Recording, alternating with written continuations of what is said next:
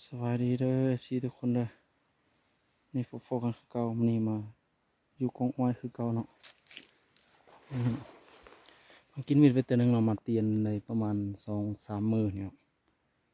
ถือว่าบ่หากินปานเลยเนาะถือว่าอะไรมาแล้วก็ลองติดตามกันเบิ่งว่ามีก็ฮอเขาบ่ระยะเฮาอยู่ก็บ่ไกลปานใดเนาะประมาณ15 เมตรนี่เนาะเป็นจังก็ลองติดตามกันเบิ่งว่าจะมีตัวฮอเขามาบ่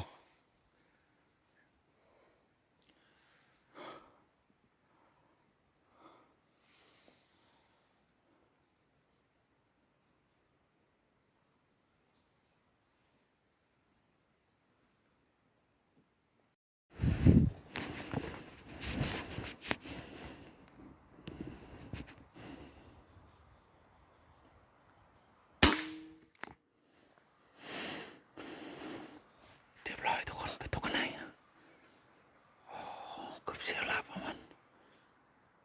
เดี๋ยวจะไปเก็บเอา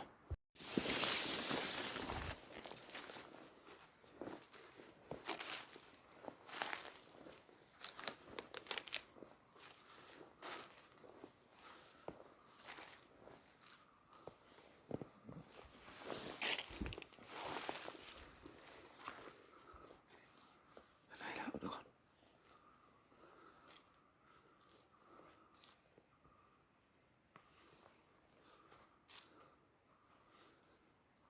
ทุกคน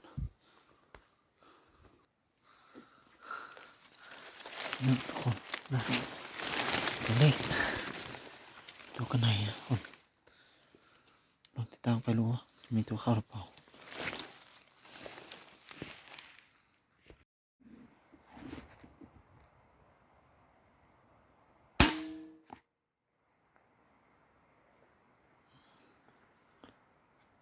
ร้อยคนเป็นตัวโน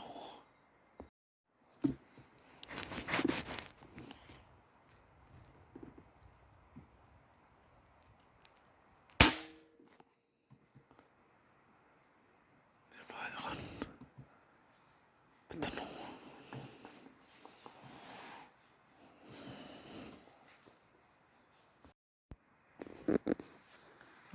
มื่อนี้จะขอจบคลิปเพียงซ้ำนี้เนาะที่ว่าประมาณปานเลยเนาะที่ทำนี่ได้3 ตัวเองนี่ก็ขอฝากกดติดตามกดไลค์กดแชร์เพื่อเป็นกำลังใจให้คลิปต่อๆไปเลยขอขอบใจ